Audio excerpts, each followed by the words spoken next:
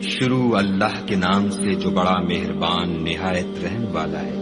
الف لام را، یہ کتاب روشن کی آیتیں ہیں۔ ہم نے اس قرآن کو عربی میں نازل کیا ہے تاکہ تم سمجھ سکو۔ اے پیغمبر صلی اللہ علیہ وآلہ وسلم، ہم اس قرآن کے ذریعے سے جو ہم نے تمہاری طرف بھیجا ہے تمہیں ایک نہایت اچھا قصہ سناتے ہیں، اور تم اس سے پہلے بے خبر تھے۔ جب یوسف نے اپنے والد سے کہا کہ ابا، میں نے خواب میں 11 ستاروں اور سورج اور چاند کو دیکھا ہے، دیکھتا کیا ہوں کہ وہ مجھے سجدہ کر رہے ہیں۔ انہوں نے کہا کہ بیٹا، اپنے خواب کا ذکر اپنے بھائیوں سے نہ کرنا، نہیں تو وہ تمہارے حق میں کوئی فریب کی چال چلیں گے۔ کچھ شک نہیں کہ شیطان انسان کا کھلا دشمن ہے، اور اسی طرح خدا تمہیں برگزیدہ و ممتاز کرے گا اور خواب کی باتوں کی تعبیر کا علم سکھائے گا، اور جس طرح اس نے اپنی نعمت پہلے تمہارے دادا پردادا ابراہیم اور اسحاق پر پوری کی تھی، اسی طرح تم پر اور اولاد یعقوب پر پوری کرے گا۔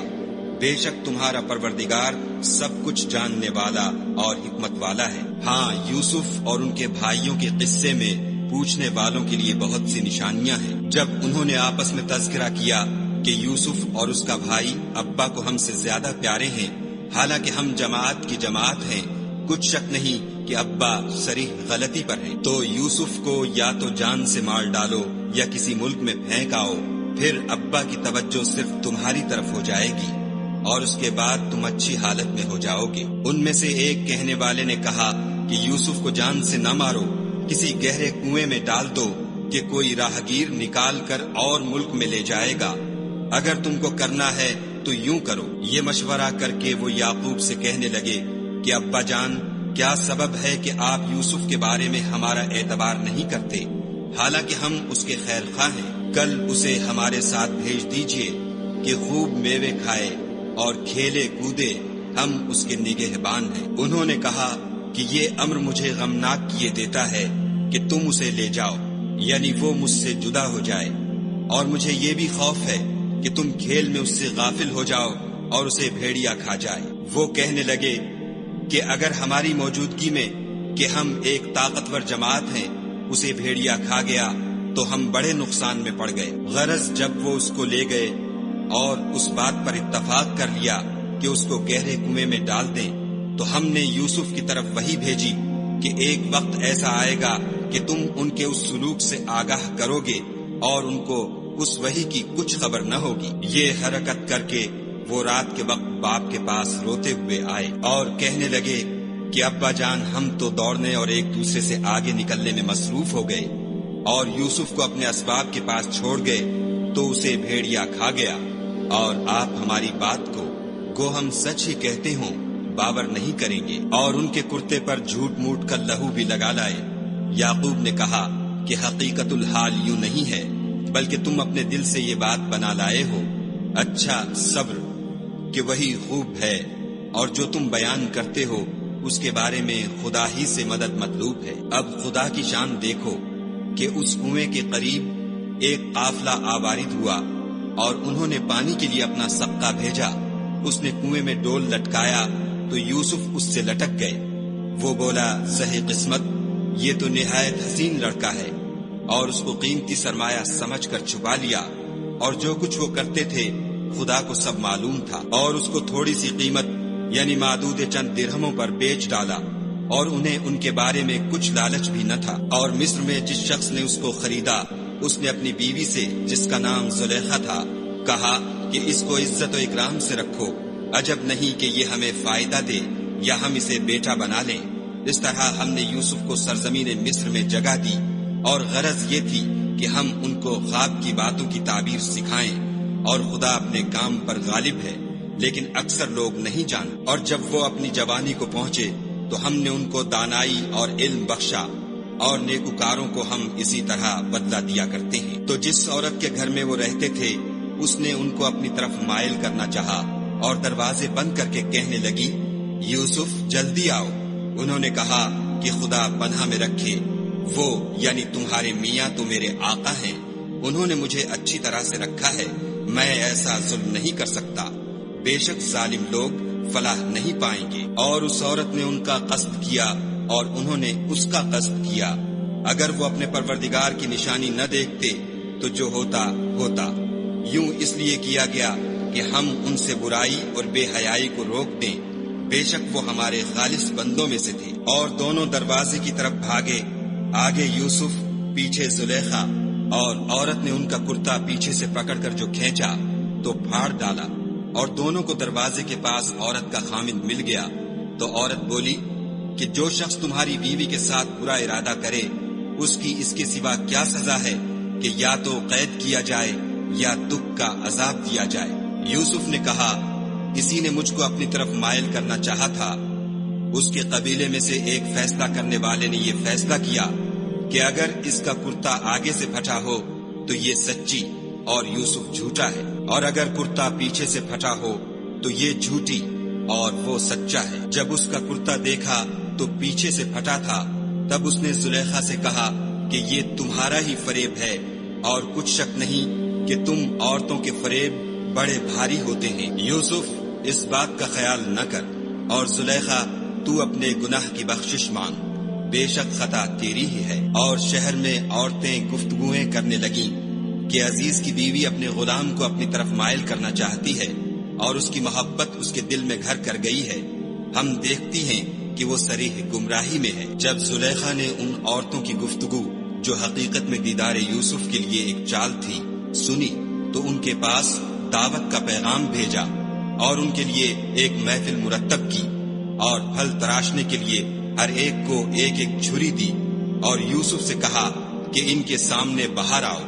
جب عورتوں نے ان کو دیکھا تو ان کا رعب حسن ان پر ایسا چھا گیا کہ پھل تراشتے تراشتے اپنے ہاتھ کاٹ لیے، اور بے ساختہ بول اٹھی کہ سبحان اللہ، یہ حسن، یہ آدمی نہیں کوئی بزرگ فرشتہ ہے۔ تب زلیخا نے کہا، یہ وہی ہے جس کے بارے میں تم مجھے طعنے دیتی تھی، اور بے شک میں نے اس کو اپنی طرف مائل کرنا چاہا مگر یہ بچا رہا، اور اگر یہ وہ کام نہ کرے گا جو میں اسے کہتی ہوں تو قید کر دیا جائے گا اور ذلیل ہوگا۔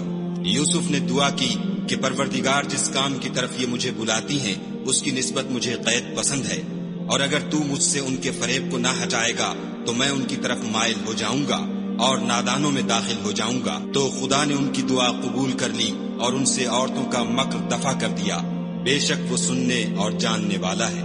پھر باوجود اس کے کہ وہ لوگ نشان دیکھ چکے تھے، ان کی رائے یہی ٹھہری کہ کچھ عرصے کے لیے ان کو قید ہی کر دیں، اور ان کے ساتھ 2 اور جوان بھی داخل زندہ ہوئے۔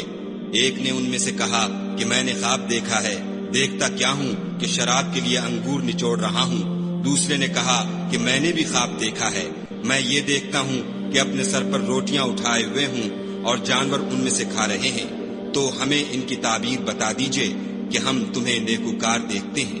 یوسف نے کہا کہ جو کھانا تم کو ملنے والا ہے وہ آنے نہیں پائے گا کہ میں اس سے پہلے تم کو اس کی تعبیر بتا دوں گا۔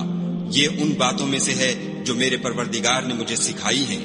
جو لوگ خدا پر ایمان نہیں لاتے اور روز آخرت سے انکار کرتے ہیں، میں ان کا مذہب چھوڑے ہوئے ہوں اور اپنے باپ دادا ابراہیم اور اسحاق اور یعقوب کے مذہب پر چلتا ہوں۔ ہمیں شایع نہیں ہے کہ کسی چیز کو خدا کے ساتھ شریک بنائیں، یہ خدا کا فضل ہے ہم پر بھی اور لوگوں پر بھی، لیکن اکثر لوگ شکر نہیں کرتے۔ میرے جیل خانے کے رفیقوں، بھلا کئی جدا جدا آقا اچھے یا ایک خدا یکتا و غالب؟ جن چیزوں کی تم خدا کے سوا پرستش کرتے ہو وہ صرف نام ہی نام ہے جو تم نے اور تمہارے باپ دادا نے رکھ لیے ہیں، خدا نے ان کی کوئی سند نازل نہیں کی۔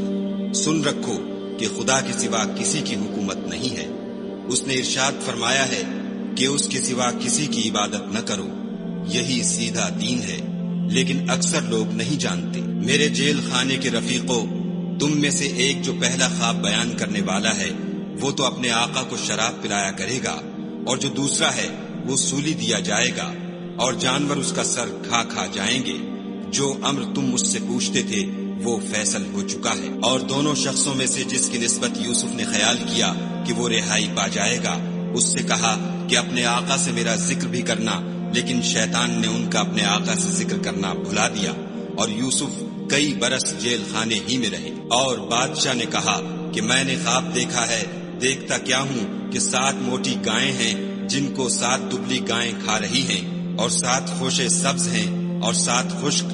اے سردارو، اگر تم خوابوں کی تعبیر دے سکتے ہو تو مجھے میرے خواب کی تعبیر بتاؤ۔ انہوں نے کہا یہ تو پریشان سے خواب ہیں اور ہمیں ایسے خوابوں کی تعبیر نہیں آتی۔ اب وہ شخص جو دونوں قیدیوں میں سے رہائی پا گیا تھا اور جسے مدت کے بعد وہ بات یاد آ گئی، بول اٹھا کہ میں آپ کو اس کی تعبیر لا بتاتا ہوں، مجھے جیل خانے جانے کی اجازت دیجیے۔ غرض وہ یوسف کے پاس آیا اور کہنے لگا، یوسف، اے بڑے سچے یوسف، ہمیں اس خواب کی تعبیر بتائیے کہ 7 موٹی گایوں کو 7 دبلی گائیں کھا رہی ہیں اور 7 خوشے سبز ہیں اور 7 سوکھے، تاکہ میں لوگوں کے پاس جا کر تعبیر بتاؤں، عجب نہیں کہ وہ تمہاری قدر جانے۔ انہوں نے کہا کہ تم لوگ 7 سال متواتر کھیتی کرتے رہو گے، تو جو غلہ کاٹو تو تھوڑے سے غلے کے سوا جو کھانے میں آئے اسے خوشوں میں ہی رہنے دو، پھر اس کے بعد خشک سالی کے 7 سخت سال آئیں گے کہ جو غلہ تم نے جمع کر رکھا ہوگا وہ اس سب کو کھا جائیں گے، صرف وہی تھوڑا سا رہ جائے گا جو تم احتیاط سے رکھ چھوڑو گے۔ پھر اس کے بعد ایک ایسا سال آئے گا کہ خوب مہ برسے گا اور لوگ اس میں رس نچوڑیں گے۔ یہ تعبیر سن کر بادشاہ نے حکم دیا کہ یوسف کو میرے پاس لے آؤ۔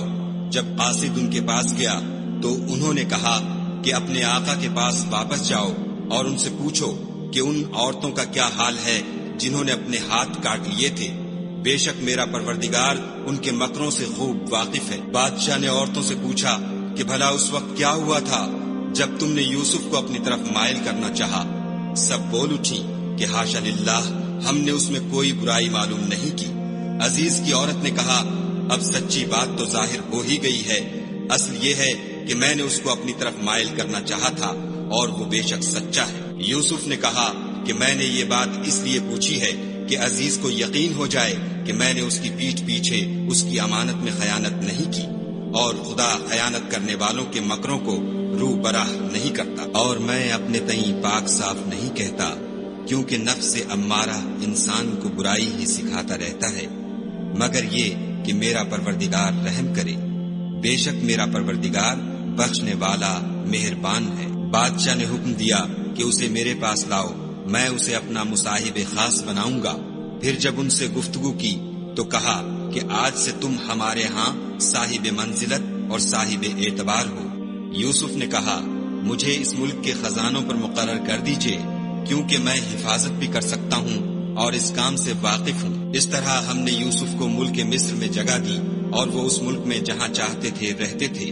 ہم اپنی رحمت جس پر چاہتے ہیں کرتے ہیں اور نیکوکاروں کے اجر کو ضائع نہیں کرتے، اور جو لوگ ایمان لائے اور ڈرتے رہے ان کے لیے آخرت کا اجر بہت بہتر ہے۔ اور یوسف کے بھائی کنعان سے مصر میں غلہ خریدنے کے لیے آئے تو یوسف کے پاس گئے تو یوسف نے ان کو پہچان لیا اور وہ ان کو نہ پہچان سکے۔ جب یوسف نے ان کے لیے ان کا سامان تیار کر دیا تو کہا کہ پھر آنا تو جو باپ کی طرف سے تمہارا ایک اور بھائی ہے اسے بھی میرے پاس لیتے آنا۔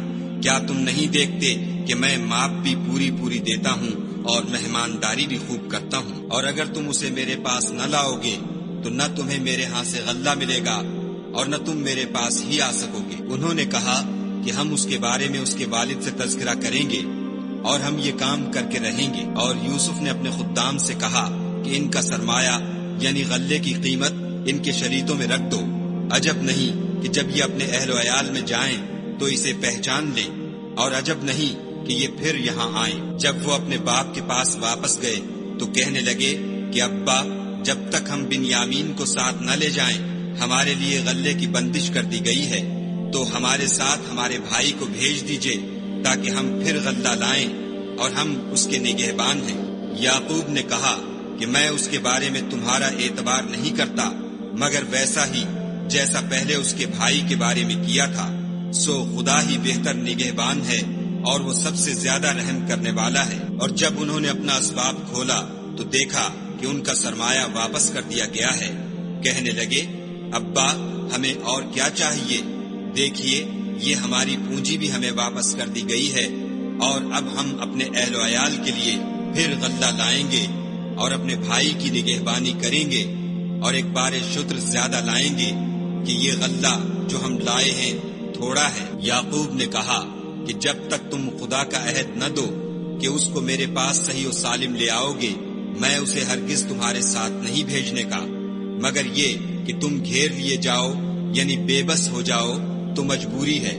جب انہوں نے ان سے عہد کرایا تو یعقوب نے کہا کہ جو قول و قرار ہم کر رہے ہیں اس کا خدا ضامن ہے، اور ہدایت کی کہ بیٹا ایک ہی دروازے سے داخل نہ ہونا بلکہ جدا جدا دروازوں سے داخل ہونا، اور میں خدا کی تقدیر تو تم سے نہیں روک سکتا، بے شک حکم اسی کا ہے، میں اسی پر بھروسہ رکھتا ہوں، اور اہل توکل کو اسی پر بھروسہ رکھنا چاہیے۔ اور جب وہ ان مقامات سے داخل ہوئے جہاں جہاں سے داخل ہونے کے لیے باپ نے ان سے کہا تھا، تو وہ تدبیر خدا کے حکم کو ذرا بھی ٹال نہیں سکتی تھی۔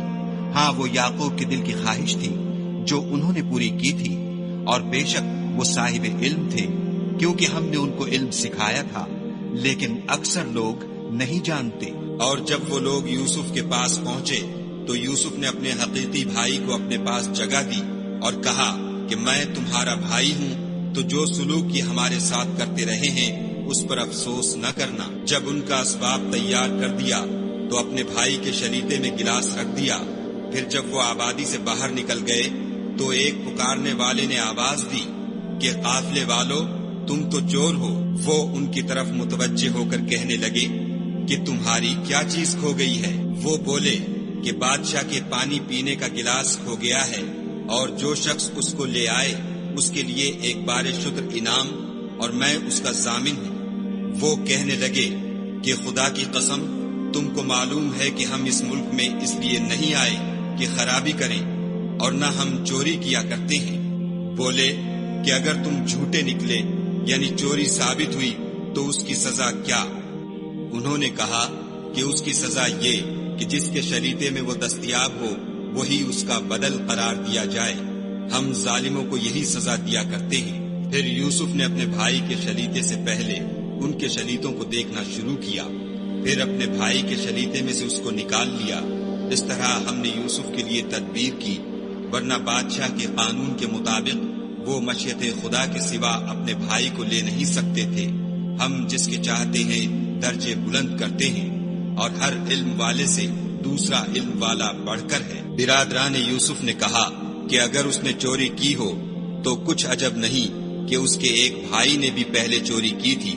یوسف نے اس بات کو اپنے دل میں مخفی رکھا اور ان پر ظاہر نہ ہونے دیا، اور کہا کہ تم بڑے بدقماش ہو، اور جو تم بیان کرتے ہو خدا اسے خوب جانتا ہے۔ وہ کہنے لگے کہ اے عزیز، اس کے والد بہت بوڑھے ہیں اور اس سے بہت محبت رکھتے ہیں، تو اس کو چھوڑ دیجئے اور اس کی جگہ ہم میں سے کسی کو رکھ لیجئے، ہم دیکھتے ہیں کہ آپ احسان کرنے والے ہیں۔ یوسف نے کہا کہ خدا پناہ میں رکھے کہ جس شخص کے پاس ہم نے اپنی چیز پائی ہے اس کے سوا کسی اور کو پکڑ لیں، ایسا کریں تو ہم بڑے بے انصاف ہیں۔ جب وہ اس سے نا امید ہو گئے تو الگ ہو کر صلاح کرنے لگے۔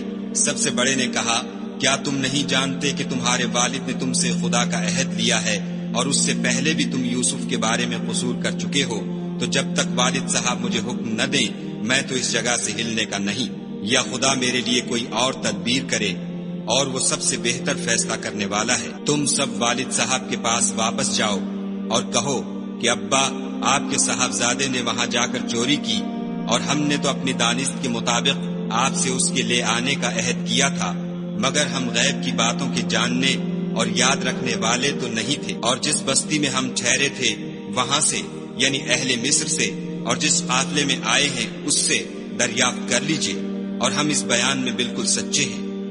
جب انہوں نے یہ بات یعقوب سے آ کر کہی تو انہوں نے کہا کہ حقیقت یوں نہیں ہے، بلکہ یہ بات تم نے اپنے دل سے بنا لی ہے، تو صبر ہی بہتر ہے۔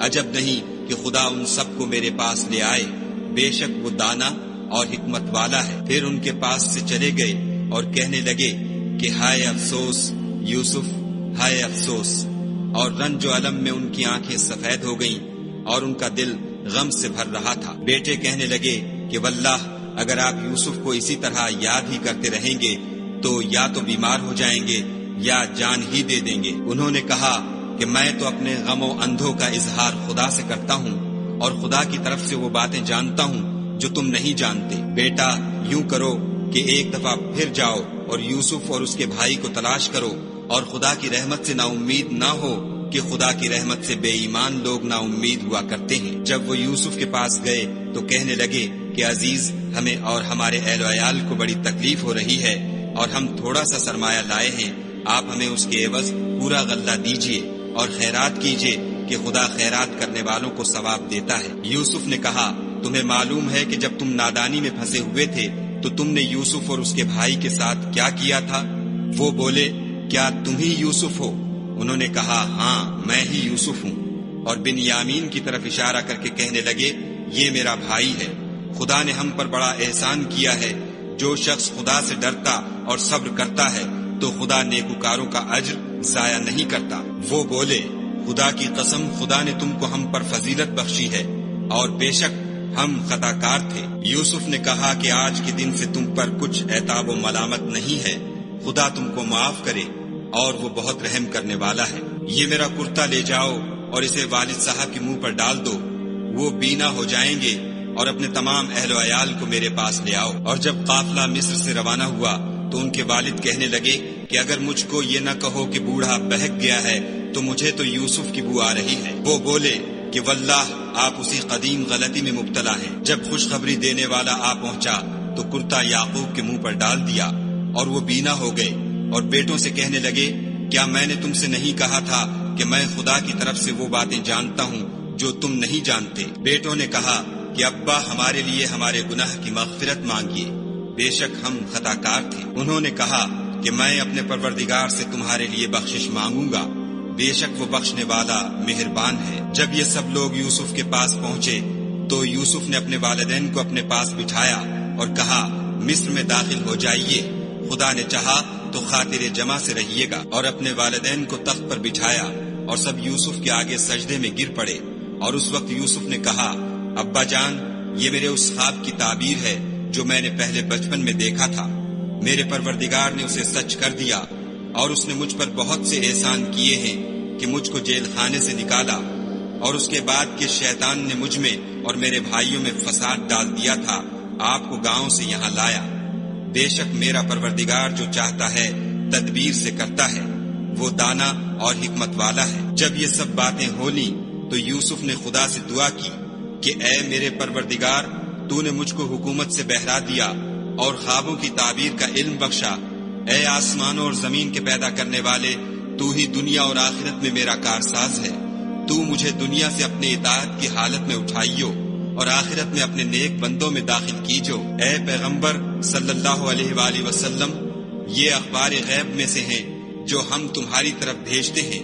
اور جب برادران یوسف نے اپنی بات پر اتفاق کیا تھا اور وہ فریب کر رہے تھے تو تم ان کے پاس تو نہ تھے، اور بہت سے آدمی گو تم کتنی ہی خواہش کرو ایمان لانے والے نہیں ہیں، اور تم ان سے اس خیر خواہی کا کچھ صلہ بھی تو نہیں مانگتے۔ یہ قرآن اور کچھ نہیں تمام عالم کے لیے نصیحت ہے، اور آسمان و زمین میں بہت سی نشانیاں ہیں جن پر یہ گزرتے ہیں اور ان سے اعراض کرتے ہیں، اور یہ اکثر خدا پر ایمان نہیں رکھتے مگر اس کے ساتھ شرک کرتے ہیں۔ کیا یہ اس بات سے بے خوف ہیں کہ ان پر خدا کا عذاب نازل ہو کر ان کو ڈھانپ لے، یا ان پر ناگہاں قیامت آ جائے اور انہیں خبر بھی نہ ہو؟ کہہ دو میرا رستہ تو یہ ہے، میں خدا کی طرف بلاتا ہوں، از روئے یقین و برہان سمجھ بوجھ کر میں بھی لوگوں کو خدا کی طرف بلاتا ہوں، اور میرے پیرو بھی، اور خدا پاک ہے اور میں شرک کرنے والوں میں سے نہیں ہوں۔ اور ہم نے تم سے پہلے بستیوں کے رہنے والوں میں سے مرد ہی بھیجے تھے جن کی طرف ہم وہی بھیجتے تھے، کیا ان لوگوں نے ملک میں سیر و سیاحت نہیں کی کہ دیکھ لیتے کہ جو لوگ ان سے پہلے تھے ان کا انجام کیا ہوا، اور متقیوں کے لیے آخرت کا گھر بہت اچھا ہے؟ کیا تم سمجھتے نہیں؟ یہاں تک کہ جب پیغمبر نا امید ہو گئے اور انہوں نے خیال کیا کہ اپنی نصرت کے بارے میں جو بات انہوں نے کہی تھی اس میں وہ سچے نہ نکلے، تو ان کے پاس ہماری مدد آ پہنچی، پھر جسے ہم نے چاہا بچا دیا، اور ہمارا عذاب اتر کر گناہ گار لوگوں سے پھرا نہیں کرتا۔ ان کے قصے میں عقل مندوں کے لیے عبرت ہے۔